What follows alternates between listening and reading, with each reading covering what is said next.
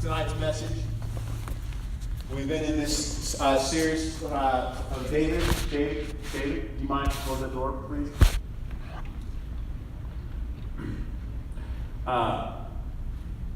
It's been very eye-opening on a few different levels. One of the things that I remind everyone each service as we're doing this, that this series on David is not just about, look at this Hebrew king back in the day and all the exploits that he did. Remember, there are what are called successor similarities. Jesus is still the root and the offspring of David, which is why he was many times referred to as son of David. When they asked for healing, they referred to him as son of David. The reason was because the Messiah had to be a descendant of David. So there are some parallels that we're noticing in the life of David as well as in the life of Jesus. At the same time, without just making everything so supernatural, we also want to look at there were challenges that David had as a human being. There's challenges we have. We have a supernatural God, but he's allowed us to exist in a natural world with natural challenges. Yes, God can supernaturally put food in our stomachs, but he's created forks, knives, spoons, molars, okay, to chew the food and digest it. So how do we find that balance between the supernatural and the natural? Well, let's get into some of these things that we can kind of identify with. Now, David has gotten to the place of discouragement, but I want us to remember where in David's history is this specific discouragement taking place. He says in 1 Samuel 27, so David said, I will perish one day by Saul's hand. There's nothing better for me than to escape into the land of the Philistines. So now David, and this is what we talked about last week, which is fighting for the Philistines. The enemy's plan is to get you so discouraged where everything that you're doing is now actually for the enemy's camp. The very people that you were fighting, the very people and giants that you actually overcame, now you're working for them. The enemy's job at every stage of your life, regardless, you can get one step of victory, the enemy wants to kick you back two more steps. Because you have to understand the battle is still continuous.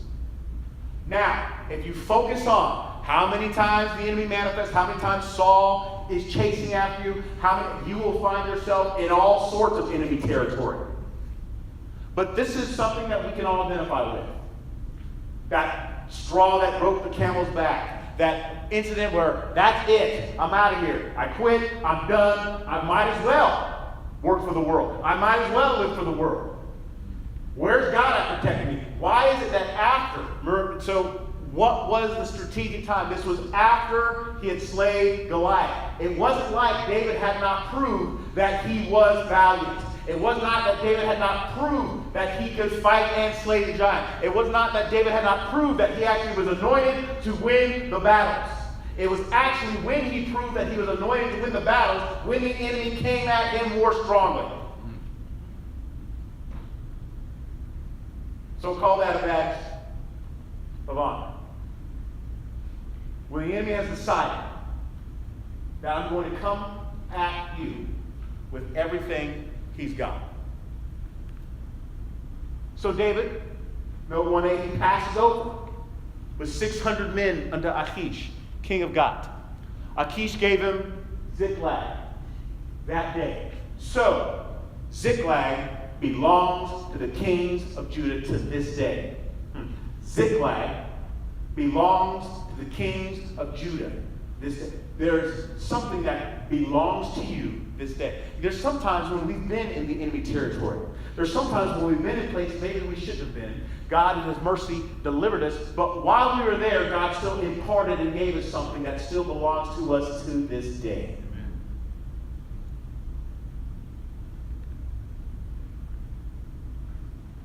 So now, the rulers of the Philistines said, what are these Hebrews doing here? Make this man return to the place where you appointed him. So David and his men departed. Where was the place that was given to him? Who remembers? Ziklag. Interesting. Go back to the place that you were actually appointed to. So David and his men go back, and what happens? When David and his men were come to Ziklag on the third day, the Amalekites invaded the south and smote Ziklag. So now seemingly, even what little territory you did gain, what little territory you did get has now been destroyed. The name of tonight's sermon is The Triple Threat Thieves of Ziklag. Because there's three things specifically that they did at Ziklag. Just like John 10:10 says, the thief comes to steal, kill, and destroy. But we're going to, for this note, we're going to look at what did they do? They smoked Ziklag. There was murder going on. The thief comes to kill.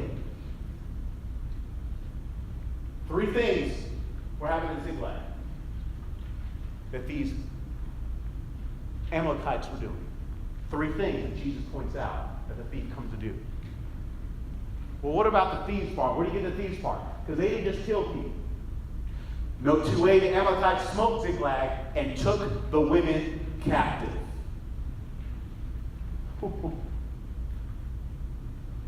So it's one thing.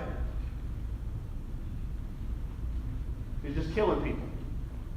But now, when we're talking about women, we're talking about our wives. We're talking about our relationships. Taking them hostage. Anyone ever been in a hostage situation with a relationship? Anyone ever seen someone else in a hostage situation in a relationship? Either in a relationship they shouldn't be in, or you watch some Amalekite come and mess with that relationship. So note 2b, the thief comes to steal. There are things that we're not supposed to have, right? But then there are things we are supposed to have. There are things that are supposed to die, but there are some things that are supposed to live. So when we look at this triple threat of the Amalekites, what did the first thing they do? They killed, they smoked. The second thing they did, they stole. And the third thing, as if that wasn't enough, then the Amalekites burned it with fire. Can it get any more discouraging? Can it get more frustrating? Because the devil comes to kill and steal and destroy. When you don't take your enemy seriously,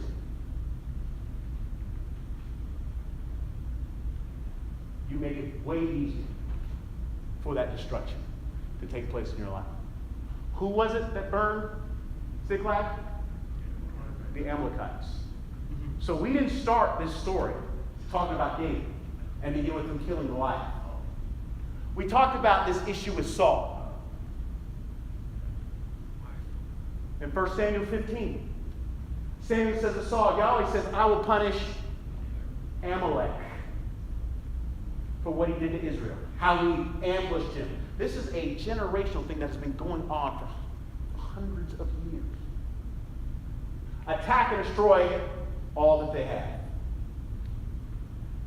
But Saul and the people spared Agag, the best of the sheep, the oxen, and everything that was quote unquote good. Because remember, the enemy, the greatest enemy to the best is good. Well, that's good enough. No. Destroy all that they had. So now, Saul didn't do what he's supposed to do. And now David is now being oppressed, not just by Saul himself, but also Saul's disobedience and Saul's negligence. So what you do does carry on to other people.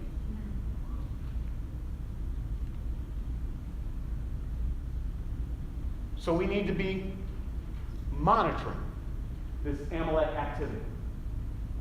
So they didn't just quote unquote kill, they didn't just steal, but then they burned it all. The devil doesn't just come to kill and steal, he also comes to destroy. Why was Yahweh so intense about Amalek? Don't be playing around with Amalek. Take it out. Because Amalek's assignment is not just to hurt you, make you feel bad. It actually is to decimate you. Amalek's assignment is to decimate your assignment. You have an assignment. Remember, what was the issue at Ziklag? It was David's assigned or appointed place. It belongs to the kings of Judah to this day. There's something that belongs to you. So when we say your assignment, i.e. any neglected or unguarded Ziklags in your life, you need to take your Ziklags more seriously. Do not despise how small that area may be. Do not despise where that Ziklag may be. Do not despise what that Ziklag may be. You just make sure you do not neglect it or leave it unguarded. Because the enemy's job is to decimate your assignment. Stop despising, well, I need more glory. I need more attention. I need more influence. I need more of this. I need more. Whatever God has appointed or assigned you, you just be faithful to guard it. Come on, somebody. Amen? So now, hey man, we've all had a bad day. So now we're gonna go to our boys. Hey man, hey Jack, what's happening, man? It's been rough, man. Lost my woman, lost my car, like everything burned up, whatever. And Zach decided to pick up a stone and stone me. No foray. David was distressed. That's what he needed. So he comes to his boys. He was distressed for the people spoke of stoning him. But why? Because the affliction and the grief is contagious. They lost something too. They spoke of stoning him because they were grieved for their sons and daughters. Now look at this. Remember what we're doing with Yeshua, the son of David, and King David. It says in John 10 there was a division. Oh, notice that. There was a division among the Jews. You see, it wasn't all the Jews that were against Jesus. There was a division. It wasn't all the blacks. It wasn't all the Asians. It wasn't all the Hispanics. We need to stop this just broad, sweeping, monolithic viewpoint. There was a division. Because righteous and wickedness has no color.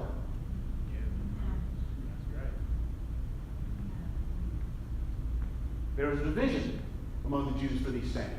And the Jews took up stones to stone him. So remember when Jesus was praying, and he's like, yeah, listen, y'all, I'm out, I'm about to drink this cup, and I just want you to do one last thing with me, okay? And then they all, fall asleep. So when Judas and the boys come to betray Jesus, Jesus says to the multitudes, how do you come out against a thief with swords to take it? Then all the disciples left him and fled. Wow. Whether you're David or Jesus, the son of David. This is one of, and notice it says successor similarities number 8, because we started this about 3 weeks ago.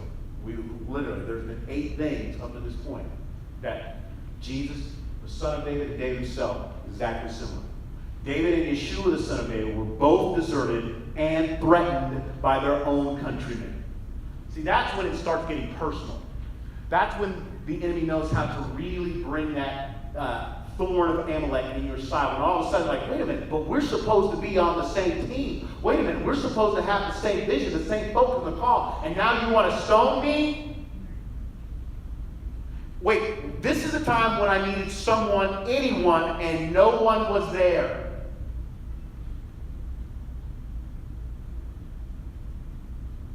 I sit in counseling sessions over and over and over. And the first questions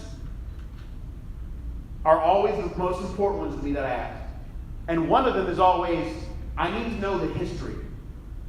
Who allowed this to perpetuate?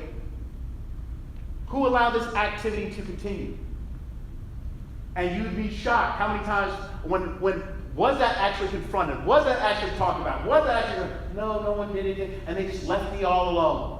I hear it over and over and over and over. But guess what? You're not the only one who's gone through that. Jesus himself has gone through that. David and Yeshua, the son of David, were both deserted and threatened by their own countrymen. We're talking in the household of faith, the synagogues and the churches. However, as we are familiar, Vayitchazek David in Yahweh Elohav. David was greatly distressed, but David encouraged himself in Yahweh his God.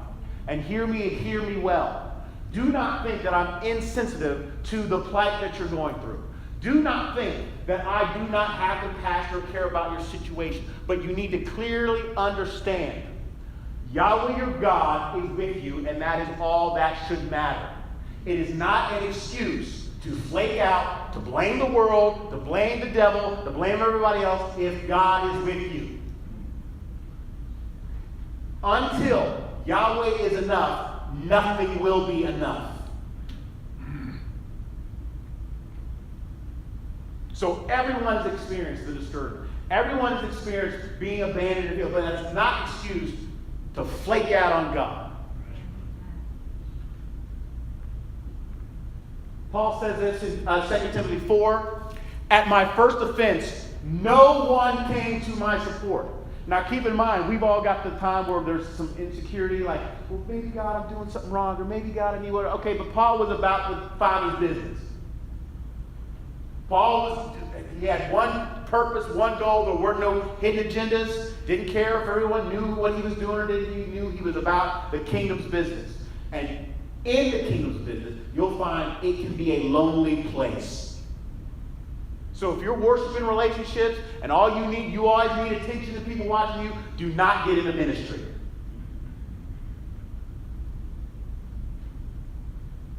At my first offense, no one came to my support. Everyone deserted me. We're talking about Paul.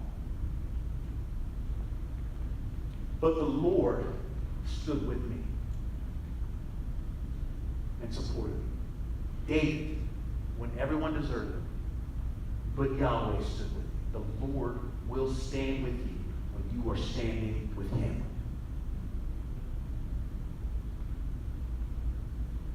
But wait a minute, didn't Jesus cry out because he was forsaken?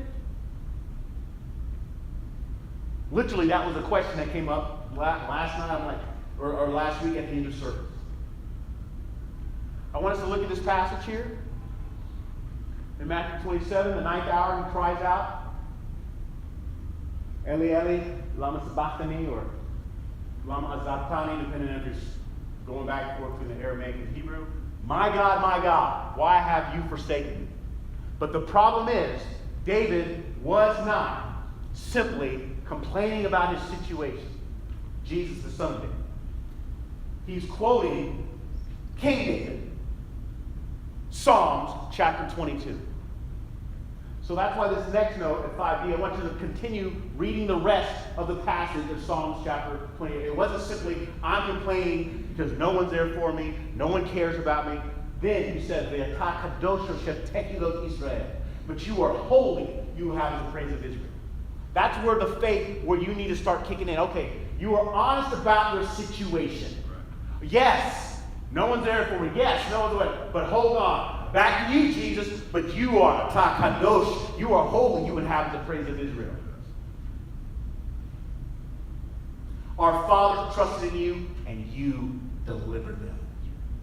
So now all of a sudden, when you understand what he's actually doing, because keep in mind, when a Jew is quoting, when you're reading in your New Covenant scriptures, and there's like, okay, then there's this little verse, whatever. You understand? They didn't have a John 3:16 culture. We know a verse and we're like, wow, we know the entire Bible. To quote one verse was because they knew the entire passage. They're literally making reference of, y'all know the song, why have you forsaken me? Because in that song, some of the highest praises to God go out. Yeah, it starts off acknowledging the reality of the situation.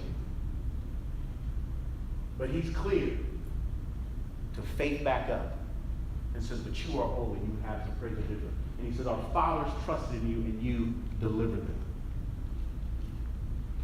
So it says in note 6a, the Amalekites smote Ziklag. Here, everybody, go into Psalm 22 right now. Wait, what is 6a?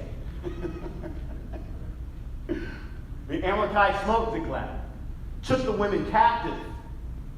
Then David and the people wept until they could weep no more.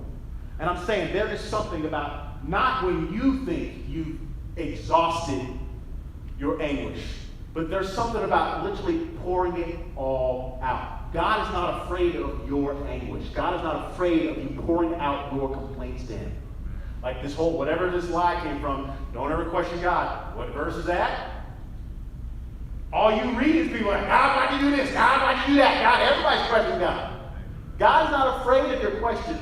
Just don't be afraid of his answers. Amen.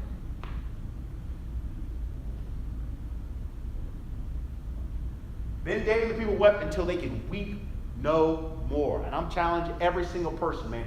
You go in when it comes to your intercession, your prayers. You labor, you travail, you fast, you groan, you pray, you cry. You be honest with the Lord. And when you're done, you get back to verse 3. But I know you're holy. I know our fathers trust you, and I know you will deliver. See, also in Psalms chapter 22, note 60, if you skip down to verse 24, he's not despised or abhorred the afflicted. He's not despising your affliction. He's not abhorring your affliction. Nor has he hid his face from him. But when he cried unto him, he heard. See, Psalms 22 is a whole different chapter now. There's faith in Psalms 22. Note 60, Yeshua will be with you until the last tear is shed. They weep until they can weep no more. See, some of you still got some tears left.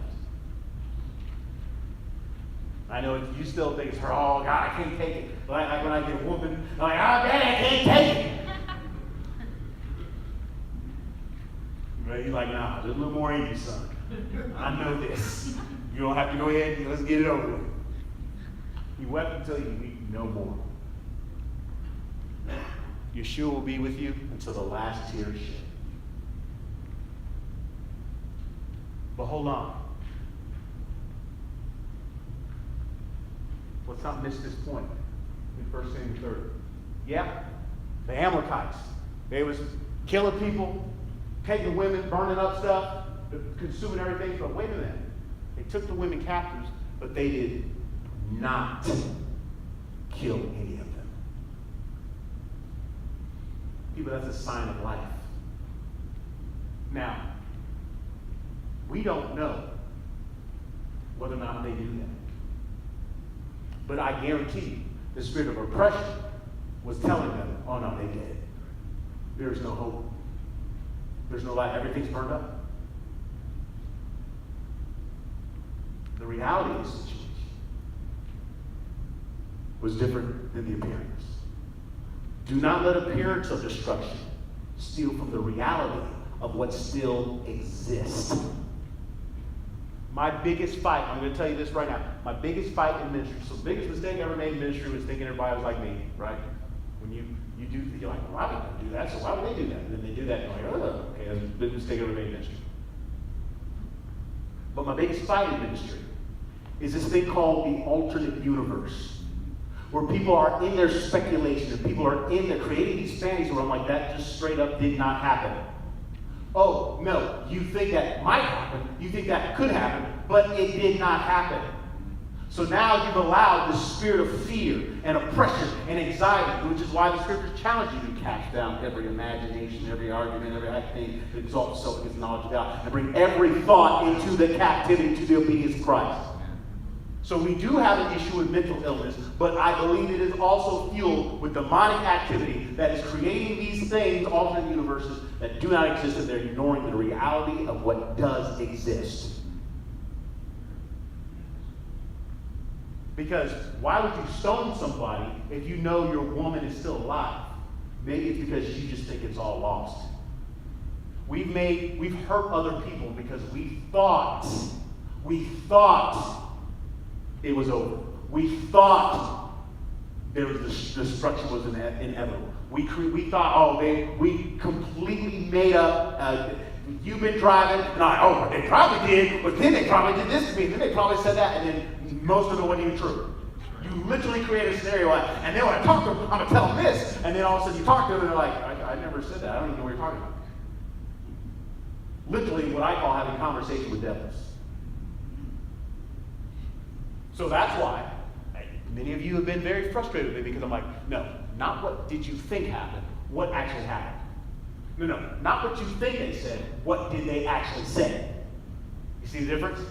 Because I will not make a presupposition based upon an appearance of reality. I need to make a presupposition or a choice on reality. You will have more peace when you do that. Amen?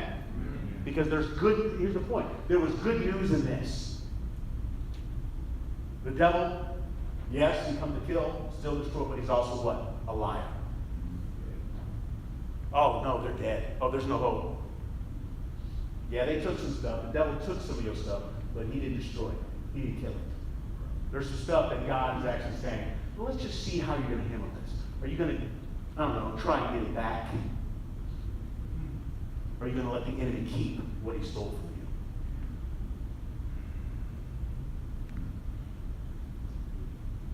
So here, this is on your notes. So what does David do? We know that he encouraged himself in the Lord. Well, how did he do that? Hey, bring the ephod, bring the ephod. That's the thing that when they inquired of Yahweh. David inquired of Yahweh saying, shall I pursue after this truth? Now remember, I'm not talking about pursuing after fantasy. I'm not talking about pursuing after stuff that doesn't belong to you. I'm talking about something that God says, this is yours, this is what you're supposed to do, blah, blah, blah, blah. Okay, so here comes the Amalekites, kill, steal, destroy, right? That's what they're trying to do. But now all of a sudden, okay, God, wait a minute. You raised me up to fight. Yeah, you're sitting there going, God, why didn't you, God? Why didn't you do this, God? Why didn't you? God's like, because I anointed you. Didn't you just kill Goliath? So now you're acting like you don't know how to fight yourself? I've anointed you to fight. Handle your own situations. So you do what you're supposed to do. Yahweh, am I supposed to go get my stuff back? Shall I overtake them? And he answered, go get your stuff back.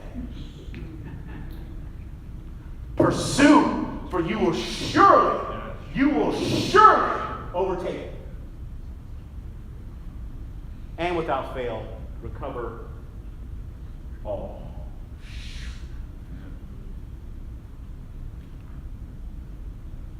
Note AA. And David recovered all that the Amalekites carried away. There was nothing. And those men adonalism. There was nothing lacking. There was nothing missing. There was nothing lacking. Neither sons or daughters. Got it all. God is good. I'm telling you, some of you, you've seen the appearance of complete, utter destruction. You've seen the appearance, the fake, false reality. You allowed yourself to engage in those false realities. But the reality was, those people were still alive. Now keep in mind, I hope you notice the picture.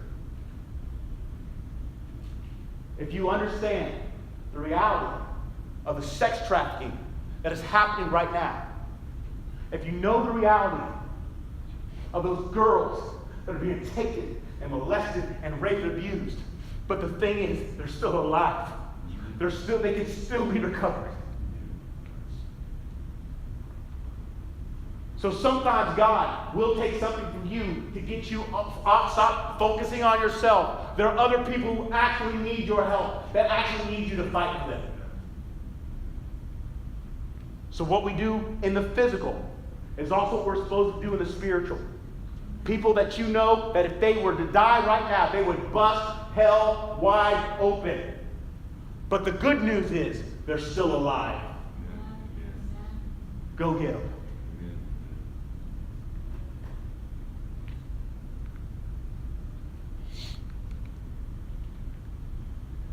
So he says, yep, the Amalekites, they came, they stole, they took the women, they killed, they burned it all up, they destroyed. But the women, they didn't kill the women. The thief comes to kill, steal, and destroy. But Jesus says, but I have come so that you will have life abundantly. Abundantly.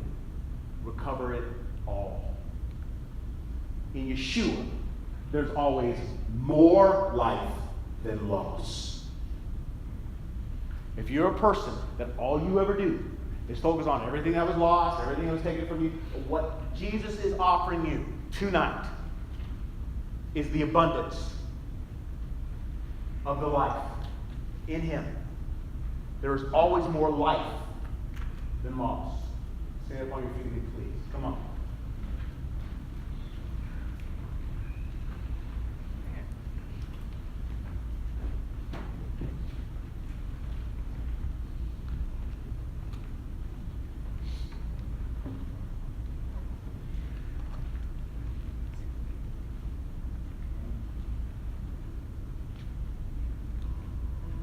Anybody got some Amalekites that invaded their territory?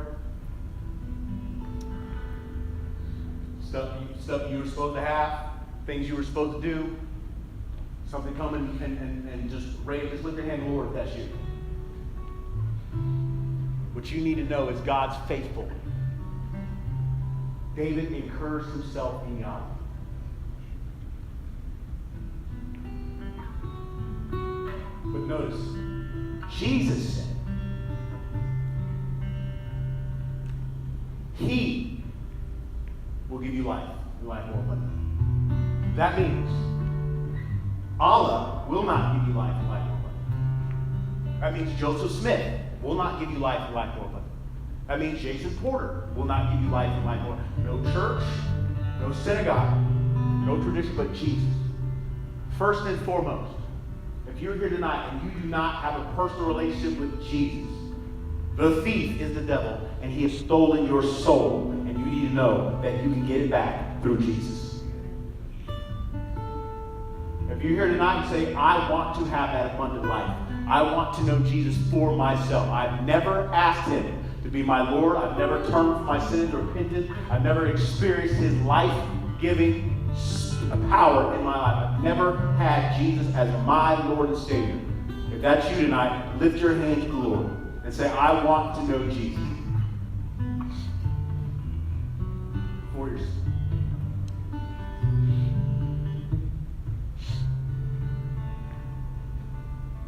Meanwhile, those people who lifted up their hands and said, yeah, there's been some ransacking going on. Some Amalekites took some territory, burned some stuff up. You know how I do this. If I have a release to pray for people, I'll call you up, whatever. I'm telling you tonight, God has made it clear to me, I don't need to do anything tonight. Either you receive that seed of faith to believe and fight for your ground, fight for your territory. The name of the place was called Ziklag. That belonged to David. That belonged to the kings. That was not just David, but it says unto this day. That's his inheritance. Any inheritance that the enemy has stolen from you, in Jesus, you can get it back. So right now, I'm going to pray in agreement. You don't need to come forward. I'm just going to pray.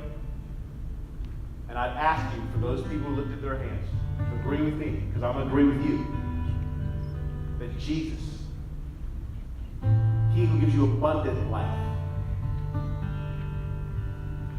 is ready to fight with you, but you got to present yourself for that battle.